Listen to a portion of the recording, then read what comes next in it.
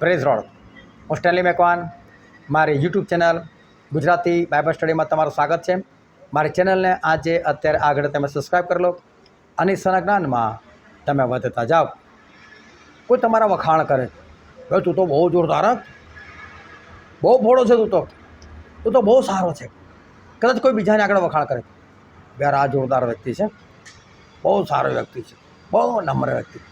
અને તમને આવું સાંભળવાનું ગમે છે. કોઈકના દ્વારા કોઈક તમને આવીને કહી દે, તમારી વાત કોઈ આવી કોઈ બીજાને કરે અને બીજો તમને આવીને કહે કે પેલો તમારા બહુ વખાણ કરતો હતો અને તારા અંદરથી તમે બહુ ખુશ થાવ છો. પરંતુ ખરેખર તમારી અંદર એવી બાબત છે કે જે ખરેખર ઈશ્વરને પસંદ જ નથી, ઈશ્વરને ગમતી નથી. જે બાહ્ય રીતે તમને ઓળખે છે એ કદાચ આવી રીતે તમારા વખાણ કરે છે અને તમને પણ વખાણ સાંભળવા ગમે છે. પરંતુ તમારી અંદર કોઈક એવી કુટેવ છે જે તમે સુધારતા જ નથી. અને ઈશ્વર જ્યારે તમે ટોકે કે ઈશ્વર કોઈ વ્યક્તિ ટોકે, વે સુધારને આ વસ્તુ સુધાર, આ તારી અંદર ખરાબી છે, આને સુધાર. અને જ્યારે તમને કોઈ સુધારવાનું કહે ને ત્યારે તમે બોલતા તો કશું નથી, પણ તમે ભયંકર ખોટું મને એને સુધારવાનું કીધું. જ્યારે તારા મને ટોકે છે તમને ખોટું લાગી જાય છે, તમે નિરાશ થઈ જાઓ છો, કોઈનો ઠપકો સાંભળીને હતાશ થઈ જાઓ છો. તમે ગંભીર ગુનો કરી રહ્યા છો, તમે પાપ કરી રહ્યા છો. કેમ, કઈ રીતે, એ જાણવા માટે આ વિડીયોને તમે આખો જુઓ.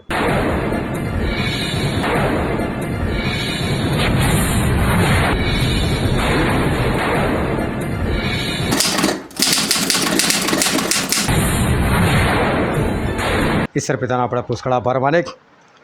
આજનો દિવસ ઈશ્વર આપણને અદ્ભુત આપ્યો.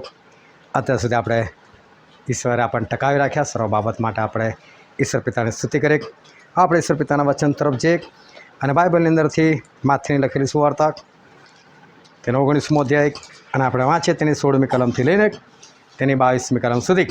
કોઈ એકે તેની પાસે આવીને કહ્યું કે, ઉપદેશક, સર્વકાળનું જીવન પામવા સારું હું શું સારું કરું? ત્યારે તેણે તેને કહ્યું, તું મને સારા વિશે કેમ પૂછે છે? સારો તો એક જ છે, પણ જો તું જીવનમાં પેસવા ચાહે છે તો આજ્ઞાઓ પાળ.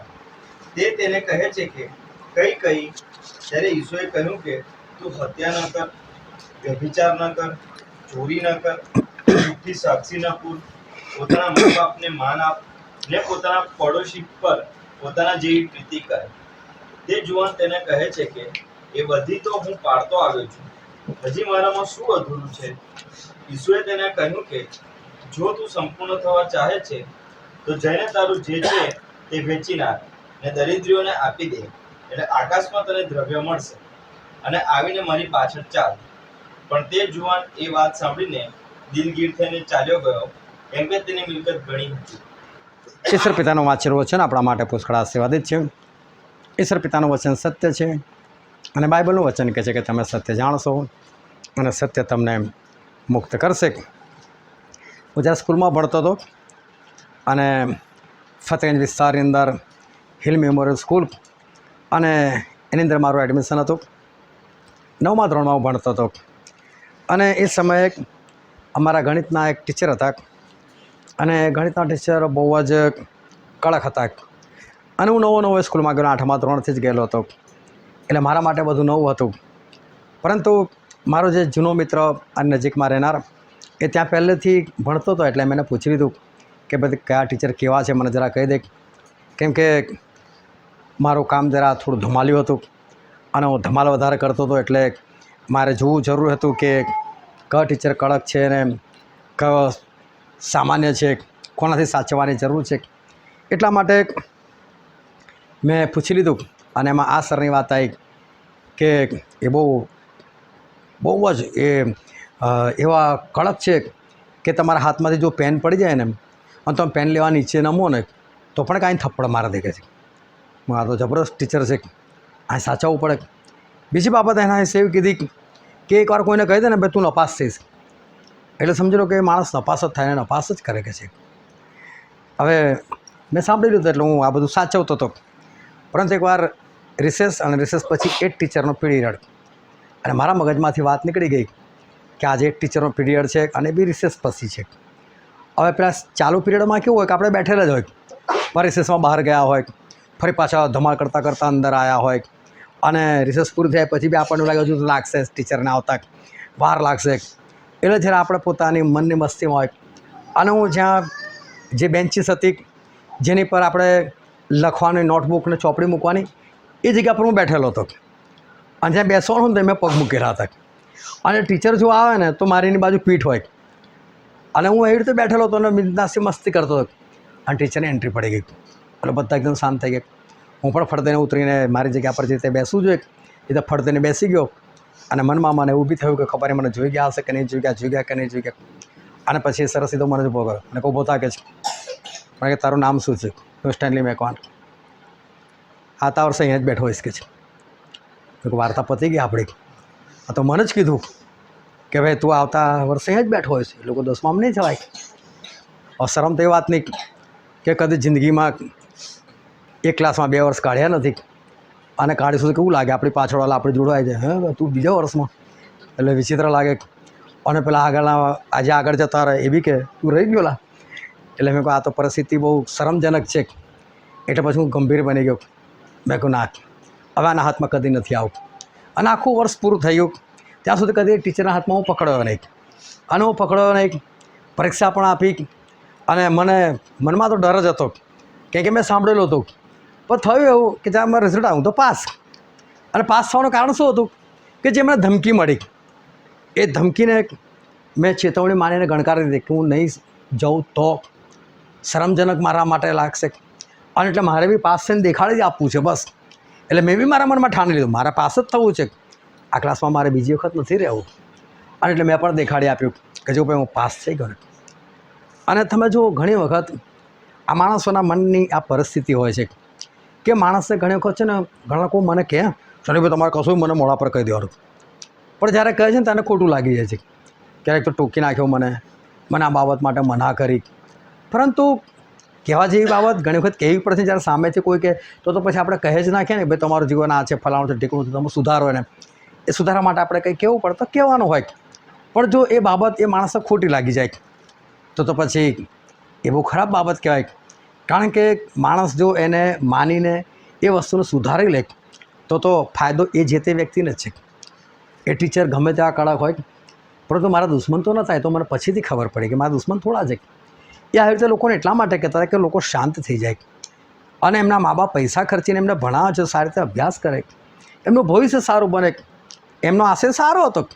એ તો પછી છોકરાઓ ધમાલ્યા એટલે એ લોકોને ના ખબર પડે એ લોકોને એવું લાગે કે ના આ તો આપણને બોલે છે કે આટલો કડક છે ફલાણું છે ટીકણું છે એવું આપણને લાગે.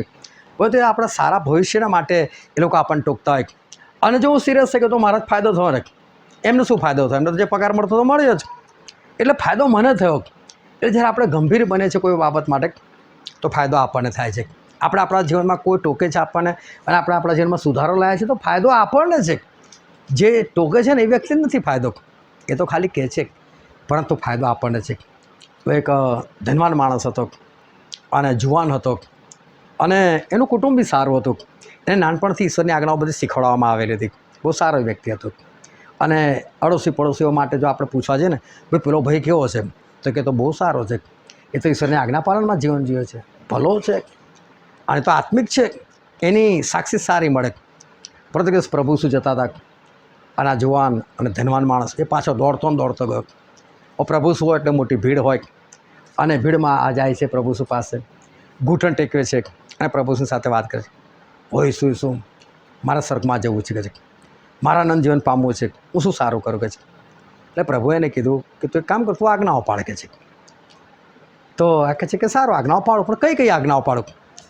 એટલે પ્રભુ શું કે તું હત્યા ના કર, તું ચોરી ના કર, મા બાપનું સન્માન કર, જૂઠી સાક્ષી ના પૂર. એટલે જે જૂના કરામાં 10 આજ્ઞા આપેલી છે જ પ્રભુ શું બોલવા લાગ્યા. પણ ધ્યાનથી સમજો કે આ માણસ જે પ્રભુ શું પાછળ ગયો છે ને એ કયા હેતુથી ગયો છે અને કયા આશયથી ગયો છે એને સમજવાની બહુ જરૂર છે. હવે શું થયું, આ માણસ તો ગયો, પ્રભુ શું કીધું આટલી આજ્ઞાઓ પાડે. એટલે તું પ્રભુને બોલવા પણ નથી દીધો, વચ્ચે જ અટકાવી દીધા. પ્રભુ આ બધી આજ્ઞાઓ નાનપણથી પાડતો હોય, બોલો છે મારામાં કશું અધૂરાપણું. પ્રભુ કે જો તું સંપૂર્ણ થવા ચાહતો ને તો એક કામ કરે છે. તો કે શું? જો તું સંપૂર્ણ થવા ચાહતો હોય તો કે તારી જેટલી બી સંપત્તિ છે ને બધી વેચી નાખે છે. વેચીને જે રોકડા પૈસા આવે એ બધા ગરીબોને આપી દે. જો પ્રભુ એવું નથી કહેતા કે તારી સંપત્તિ વેચ, 60% તારી પાસે રાખ, 40% મને આપ, 50% કરે એવું બી નહીં. અરે એવું બી નહીં 10મો ભાગ મને આપ. દાન બી નથી જોતું, જા તારી પાસે એ બધા જ પૈસા તું ગરીબોને આપી દે કે છે, અને પછી તું મારી પાછળ ચાલ કે છે, અને હું તને સ્વર્ગમાં દ્રવ્ય આપીશ, ત્યાં તને ધન આપીશ કે છે, તું મારી પાછળ ચાલ. તો આ માણસને ઉદાસ થઈને જતો રહ્યો. અને એનું કારણ પછી શું આપ્યું છે બાઇબલની અંદર, કે કારણ કે એની સંપત્તિ ઘણી હતી. એ ઘણી હતી, ના છોડી શક્યો, અને એ પ્રભુ પાછળ ના ચાલી શક્યો.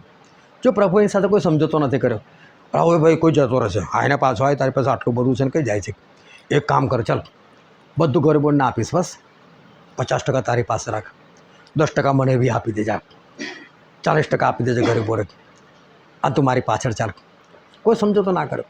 તો તારી પાસે આટલું બધું છે, આટલું બધું થોડું વેચાતું હોય, ચાલ કંઈ આપણે માંડવાળ કરીએ, ચાલ એક કામ કર, 70% તારા, 30% મારા. કોઈ સમજોતો નહીં. પ્રભુ શું કર્યો, જતો તો જવા દીધો.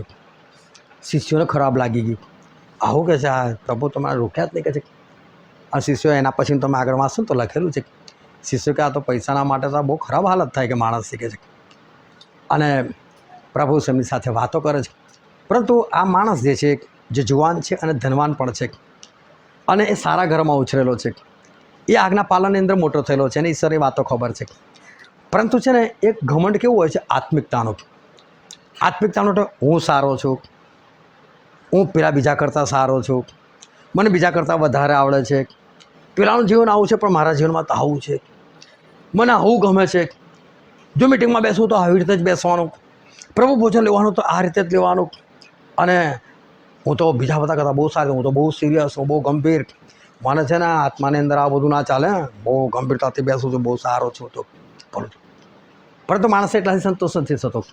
આ વસ્તુ કોઈ બીજું પણ જોવું જોઈએ. પેલો માણસ કેટલો સરસ બેસે છે, પેલી વ્યક્તિ કેવો ગંભીર બેસે છે, અને પછી 10 જણને વાત કરે, જો આપણી સંગતમાં છે ને આ ભાઈ કેટલો સરસ બેસે છે, જ્યારે વસ્તુ સાંભળે ને ત્યારે પેલાને ખુશ, હાસ આ સરસ છે, આ સરસ છે.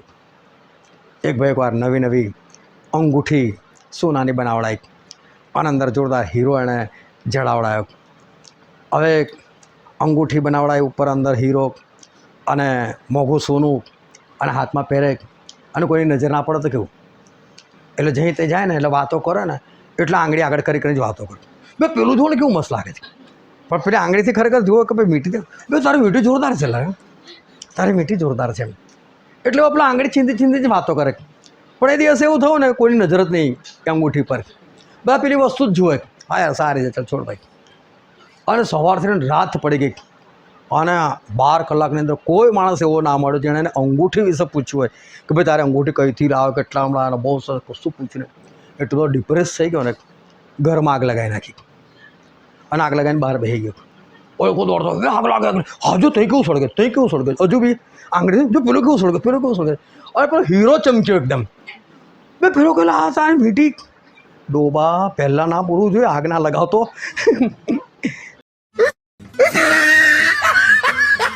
પહેલાં કેવું તું આગ ના લગાવતો, કે બધું હોતું જ આ વીંટીનું કામ. એટલે એને જેટલો વીંટીની ખુશી નથી જેટલી, એટલે એને ખુશી શામાંથી જોઈએ, કોઈ મારી વાત કરે સારી, કોઈ મને પૂછે. ઘણી વખત માણસ આવો હોય, એને એક જાતનો અભિમાન, હું બહુ સારો છું, હું બોલું છું, મારા વિશે કોઈ સારી વાત કરવું જોઈએ, મારા વિશે કોઈ સારું બોલવું જોઈએ, મને એ ગમે છે. પણ બાય ચાન્સ કોઈ એની ખોટી વાત જોઈ જાય અને એના વિશે ટોકે, એ ના ગમે. ના ભાઈ આ મને નહીં, હું સારો છું, હું ભલું છું, મારી આ વાતો કરો તો બહુ સારું લાગે. આ જુવાન છે ને એના માટે જ પ્રભુ પાસે દોડેલો, અને દોડીને ઊભો થઈ ગયો, ઘૂંટણ ટેકવીને. આટલી બધી પબ્લિક વચ્ચે પ્રભુને ઘૂંટણ પડવાની શી જરૂર છે, તો ઘૂંટણ પડીને ઊભો થઈ ગયો. ઓ પ્રભુ, અનંત જીવન પામવા માટે હું શું સારું કરું. આને એટલું જ ખબર હતી કે પ્રભુ શું કહેશે, આજ્ઞા પાડે એટલું જ. પછી હું પૂછીશ કઈ આજ્ઞા, એટલે પ્રભુ પાછા કહેશે કે ભાઈ મા બાપનું સન્માન કર, એક જ દેવને માન, હત્યા ના કર, જૂઠી સાક્ષી ના પૂરા, બધું કહેશે. એવું તો કરતો જ આવો છો. પછી બધાને વચ્ચે કહ્યું, પ્રભુ તો આ કરું છું. પ્રભુ કહે સાબા સારું, જોરદાર, યાર તું તો સ્વર્ગમાં જ જવાનો છે કે છે. બસ આને આટલું સાંભળું તું, એટલે ખુશ થઈને દોડતો આવી ગયો પ્રભુ. ઓ પ્રભુ શું સારું કરું, શું સારું કરું. પણ મનમાં શું કરું છું હું તો, પણ તમે બધાને સંભળાવવા માટે, અને એ બી પ્રભુના મોડેથી. અને તો બી પ્રભુએ તો બધી આજ્ઞાઓ જ કીધી, પાડે ભાઈ આ બધી આજ્ઞાઓ. એટલે વચ્ચે રોકી લીધા, ના પ્રભુ, મને તમે કોને અધૂરું છે, કશું બાકી રહી ગયું છે હજુ મારામાં. એટલે પ્રભુ ખાલી એક જ કહે, તું તો સંપૂર્ણ માણસ યાર, જોરદાર માણસ છે તું, તારા જેવું તો કોઈ છે જ નહીં. તો પ્રભુના મોડેથી કંઈક અલગ નીકળી ગયું. પ્રભુ એવું કીધું, સંપૂર્ણ થવા ચાહતો હોય તો એક વસ્તુ છે તારામાં. આ 10 આજ્ઞાઓની અંદર જે લોભ હતો ને એ લોભ એનામાં હતો. હવે જો લોભનો મતલબ એવો નથી કે તમે કોઈ બીજાની વસ્તુ ઉપર તમે નજર નાખો છો. પેલાની આ વસ્તુ મને મળી જાય, ઢીકણું મળી જાય, બજારમાં જાઓ તમે કોઈ દુકાનમાં કશું જુઓ તમને ઈચ્છા થાય આ બી મને મળી જાય તો કેવું સારું. એ લોભ નથી, એ તો છે જ. પરંતુ તમારી પોતાની પણ વસ્તુ, તમારી પોતાની પાસે તમારા પોતાની કમાણી નહીં, તમે પોતે મહેનતથી જે ભેગું કર્યું છે એનો પણ તમને લોભ. આ કોઈ જગ્યાએ જવું ના જોઈએ, આ કોઈના હાથમાં જવું ના જોઈએ. તમે કોઈને આપવા તૈયાર નથી, તમે કોઈને મદદ કરવા તૈયાર નથી, તમારી મિલકત કોઈના સારા માટે પણ તમે ખર્ચવા તૈયાર નથી. આ પણ છે ને શું કહેવાય? લોભ કહેવાય. ભલે તમારી વસ્તુનો પણ તમારો પોતાનો લોભ છે. અને પોતાનો લોભ હોય ને માણસને કદી જ ના દેખાય. કેમ કે એને એવું થયું હું કાંઈ કોનું ચાહું છું, હું ક્યાં બીજાનું છું. પણ પોતાનો પણ માણસ ના છોડી શકતો હોય ને ત્યારે એને લોભ કહેવાય. અને આ માણસમાં એ જ હતું, પોતાનો તો છોડી શકતો. પણ પ્રભુ જો સીધું સીધું કહી દે ને કે લોભ બી નથી કરતો અને લોભ તું આ છોડી દે, તો પાછો પ્રભુને કહે કયો પ્રભુ લોભ કર્યો તું? મેં કદી કોઈનું પચાય પાડ્યું, કદી કોઈ તરફ નજર નાખી? એટલે વાત લાંબી ચાલતી. એટલે પ્રભુ ચૂપચાપ એને કહે કામ કરે ભાઈ, તારે મિલકત વેચી નાખ, ગરીબોને આપી દે અને મારી પાસે ચાલ. છે તારામાં તાકાત? તારું બધું ખર્ચી શકે છે, તારું બધું આપી શકે છે કોઈને? જા કરીને બતાવે મને, અને કરી બતા તું સંપૂર્ણ જા. અને ચૂપચાપ ત્યાંથી નીકળી ગયો, ઉદાસ છે નીકળી ગયો. કારણ કે એને જે સાંભળતું ને સાંભળવા એને ના મળ્યું. પ્રભુ સોએ એ દુખતી નસ પર એનો હાથ મૂકી દીધો. પ્રભુ સોને દુખાવો ઊભો કરી દીધો કે ભાઈ આ વસ્તુ તારામાં ખોટું છે, આ દૂર કર બસ, અને પછી તું મારી પાસે ચાલ. તો બી પ્રભુ સોએ એને શું કીધું? આકાશમાં તને ધન મળશે કે છે, તને રહેવા નહીં દઉં તો તું તને આપીશ જ, પણ મારી પાછળ તું ચાલ. આ માણસ એવો હતો કે પ્રભુ મારી વાહવા કરે, પણ પ્રભુએ એક ભૂલ એને દેખાડીને આ વસ્તુ એનાથી સહન ના થઈ. આ વખતે ખરેખર આ માણસ છે ને એક કામ કરવા જેવું હતું. પ્રભુ અહીંયા જ ઊભા રહો, 2 જ મિનિટ લાગશે, આવું છું બધું વેચીને ગરીબોને આપીને આવું છું. સમજો આ તમારું ઘર છે, આ ઘરની કિંમત સમજો 50 લાખ રૂપિયા આવે એવી છે. તો પ્રભુ આવીને એવું કહે કે ભાઈ આને વેચીને ગરીબોને આપી દે.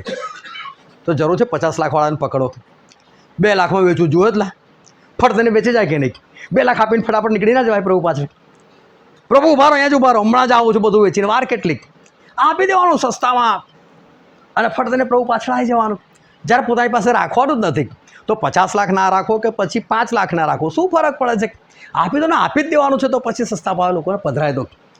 આ એવું કરી શકતો હતો. અને જો માણસ આવું કદાચ કરત ને, બહુ ધ્યાનથી સમજજો. પ્રભુએ ઇબ્રાહિમને કીધું, એ ઇબ્રાહિમ તારો એકનો એક છોકરો મને બલિદાન આપી દે. લીધો? પ્રભુએ લીધો બલિદાન? ના લીધો. એન ટાઈમે ના પડે, ભાઈ ના જોયેલા મને. પ્રભુ તમારી પાસે કશું જ ના માગે, કશું જ ના લે તમારી પાસે, પણ ખાલી કહે ને આપ, હમણાં જ આવ્યો પ્રભુ. અને જો તમે દોડે ને તો પ્રભુ દોડતા આવીને પકડે, હવે ઉભો રહેલા એટલું બધું ઉતાળાનો કરે છે, નહીં જોયું તું લા મેલ ને ભાઈ રાખ તારી પાસે, મને હું કામનું છે? જો આને આટલું કર્યું તો બધું રહી જાત ને ઉપરથી એની વાહવા થઈ જાત. પણ એને થોડી ખબર કે આવું થશે. અને માટે આપણા પ્રભુ જે છે એ આપણી પાસે ચાહે છે. કેમ? પ્રભુએ એની એક જે ભૂલ હતી એને દેખાડી. કારણ કે પ્રભુ ખરેખર એને સંપૂર્ણ બનાવવા ચાહે છે. જો કોઈ તમને તમારી ભૂલ દેખાડે છે ને તો એનો અર્થ એ છે એ તમને પ્રેમ કરે છે. જો કોઈ તમને ભૂલ દેખાડીને તમને ટોકે છે ને તો એ તમને પ્રેમ કરે છે. એ ચાહે છે કે તમે ખરેખર સારા બનો, તમે ખરેખર સંપૂર્ણ બની જાઓ અને તમારા જે વખાણ કરે ને ખરેખર સારા કરે. પણ માણસ હોય બાણીઓ, અને પેલો આઈને વખાણ કરે, તારી આંખ એટલી સુંદર છે કે બીજી આંખ પણ એને જ જુએ છે. આ તો ખોટી વાતો કરે તો લોકોને ભમાવે. એ નહીં, સીધું કહે ભાઈ તું બાણીઓ છે, તો કંઈ થાય એને કંઈ સુધારવાનો પ્રયત્ન કરે. અને માટે જે વ્યક્તિ આ રીતે સ્પષ્ટ કહે છે તો એ ખરેખર એવું ચાહે છે કે હું તને પ્રેમ કરું, તું સંપૂર્ણ બની જા ભાઈ. અને પ્રભુ એને પ્રેમ કરતા હતા, પ્રભુ ચાહતા હતા કે તું સંપૂર્ણ બને. અને જો એ માણસ સંપૂર્ણ બનવાનો પ્રયત્ન કર્યો, ખરેખર ઈશ્વરને કોઈ જરૂર નથી, એની ધન સંપત્તિ બચાવી લેતી સર, પણ એણે કરવાનો પ્રયત્ન જ ના કર્યો. અને માટે જ્યારે પણ ઈશ્વર આપણને સંપૂર્ણ બનાવવાનો પ્રયત્ન કરે છે, એમના સેવકો આપણને સંપૂર્ણ બનાવવાનો પ્રયત્ન કરે, જો કોઈ બાબત આપણને ટોકે છે તો બહુ ખુશ થઈ જવાનું. હું તો કહું છું એના પગ પકડી લેવાના, તારો આભાર કે તે મારી ભૂલ મને દેખાડી, હું સુધારી લઉં છું આજથી. અને છે ને એના મોં પર ભૂલ મારીને પણ દેખાડે, જો દૂર કર્યું કે નહીં, બોલો તમે કીધેલું સુધરી ગયો કે નહીં. અને ખરેખર જેને ભૂલ દેખાડે એને પણ બહુ આનંદ થશે. કેમ? કારણ કે ભૂલ સ્વીકારી અને સુધારી પણ ખરી. ઈશ્વર આ જ જુએ છે. ઈશ્વર કેમ પાપ દેખાડે છે? ઈશ્વરે નાથાનને કીધું જા, જેને પહેલાં દાઉદને કહીને પાપ કર્યું છે ભાઈ. દાઉદે માની લીધું, ઈશ્વર ખુશ ના થયા, એને માફ ના કર્યો. આપણે ઈશ્વર અદ્ભુત છે. બસ એ એક જ ચાહે છે કે તમે તમારી ભૂલ સુધારી દો, અને સુધારીને આપણે સુધારીશું પ્રભુનું ભલું થશે. નરકના રસ્તા પરથી આપણે સ્વર્ગમાં જવાના નહીં, તો ભલું તો આપણું જ થવાનું નહીં. મને ભલે ટીચરે ધમકી આપી, પણ એનાથી મને જે કંઈ બીક લાગી, ડર લાગ્યો, એના કારણે સુધરો તો ખરો ને, 10માં પહોંચી તો ગયો ને. એના માટે જે ઈશ્વર આપણને ટોકે છે, જે ઈશ્વરના સેવક આપણને ટોકે છે, એની વાત ચૂપચાપ સ્વીકારો અને તરત એને માની લો અને માનીને એને કરીને દેખાડો. જો તે મને કીધેલું ને હું સુધરી ગયો છું, અને એનાથી ખરેખર કહેનારને પણ આનંદ આવશે, ઈશ્વરને પણ આનંદ આવશે, અને આપણે નરકના રસ્તા પરથી આપણે સીધા સ્વર્ગની અંદર પ્રવેશ કરી જઈશું. એ આપણા સારાના માટે છે. હાલેલુયા. હવે આપણે દરેક જ્યાં આપણે આંખોને બંધ કરીએ, આપણા મસ્તકો ઈશ્વરની હજુરમાં આપણે નમાય. આ સમય છે કે આપણે પોતાની જાતને આપણે તપાસીએ. આ સમય છે કે આપણે પોતાની જાતને આપણે પ્રશ્નો કરીએ, પોતાની જાતની સાથે આપણે સવાલ જવાબ કરીએ. શું આજે પ્રભુ મને પણ કોઈ મારી ભૂલ માટે કહી રહ્યા છે? હું ઘણી બધી જગ્યાએ સારો છું, ઘણી બધી જગ્યાએ ભલો છું, સારું કરું છું, પરંતુ શું આજે ઈશ્વર મને કોઈ બાબત વિશે ટોકી રહ્યા છે? શું મને ઈશ્વર સંપૂર્ણ બનાવવા માટે, જે મેં જુવાન ધનવાનને કશું કરવાનું કીધું, શું આજે ઈશ્વરે મને પણ કશું કીધું છે? શું ઈશ્વરના સેવકે મને કશું કીધું છે? અને શું મેં એ પ્રમાણે કર્યું છે? આપણે પોતાની જાતને તપાસી જોઈએ કે મને કોઈ સુધારવા ચાહે છે, મને કોઈ સંપૂર્ણ બનાવવા ચાહે છે, મને કોઈ સ્વર્ગમાં લઈ જવા ચાહે છે, તો શું ખરેખર મેં એની વાતને ધ્યાન આપ્યું? મેં વાત સ્વીકારી? મેં વાતને માન આપ્યું? આપણે પોતાની જાતને આપણે તપાસી જોઈએ કે પછી મેં એ બાબતની અવગણના કરી જેમાં જુવાન માણસે કરી? આપણે ખરેખર શું કરી રહ્યા છે? પોતાની જાતને તપાસી. અને જો આજે તમને એવું કશુંક માલુમ પડે છે કે હા, મારા જીવનમાં આવું કંઈક છે, મને ટોકવામાં પણ આવ્યો છે, તો મેં નથી કર્યું, તો આજે પ્રભુ પાસે જઈએ, પ્રભુની માફી માગીએ અને આથી દ્રઢ નિશ્ચય કરે કે ના, મારે સંપૂર્ણ બનવું જ છે અને મારે સંપૂર્ણ બનીને દેખાડી જ આપવું છે, કારણ કે મારે સ્વર્ગમાં જવું છે, મારે નરકમાં નથી જવું. એ પ્રમાણે આપણે દ્રઢ નિશ્ચય કરીએ અને આપણે પોતાની જાતને આપણે સુધારી લઈએ. આ વચન સમજવા માટે, ગ્રહણ કરવાના માટે, એ પ્રમાણે ચાલવા માટે પ્રભુ ઈસુ ખ્રિસ્તની કૃપા આપણા દરેક પર થાય. સ્વર્ગીય સનાતન અમારા મહાન પ્રભુ, અમે તમારા આભાર માને તમારી સ્તુતિ કરીએ છીએ. આ ઘરમાં તમે અમને લાવ્યા તેના માટે અમે તમારો આભાર માને છીએ પિતાજી. અને અત્યારે જે અદ્ભુત વચનથી તમે અમને તૃપ્ત કર્યા તેના માટે પણ અમે તમારો આભાર માનીએ છીએ પિતાજી.